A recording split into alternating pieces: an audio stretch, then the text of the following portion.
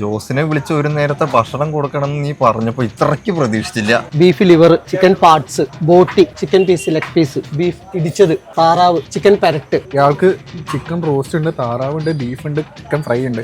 ഈ 4 നിങ്ങൾ തീർത്തുണ്ടല്ലോ, ഞാൻ ഈ 6 മാത്രം നോക്കി കഴിക്കും. വെല്ലുവിളിയാണോ? വെല്ലുവിളിയാണ്. നല്ല ചെറിയൊരു കഷ്ണം പൊറോട്ട കീറിയെടുക്കുക, നല്ല ഗ്രേവി ഉണ്ടല്ലോ, ആ കളർ കാണുമ്പോൾ തന്നെ ഉഷാർ സാധനം. ബീഫ് ഇടിച്ചാണ് കേട്ടോ സംഭവം. ഞാൻ ഒറ്റയ്ക്ക് കഴിക്കണോണ്ടെന്നറിയില്ല, ഭയങ്കര ടേസ്റ്റ്.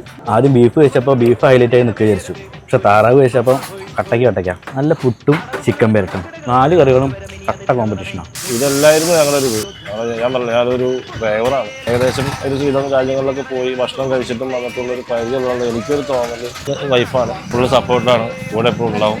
അത് നല്ല ഫുഡാണ്, സമാധാനമായിട്ട് കഴിക്കും, വയറിന് കംപ്ലൈൻ്റ് ഒന്നുമില്ല. സംഭവം ചാലഞ്ച് ആണെങ്കിലും എന്ത്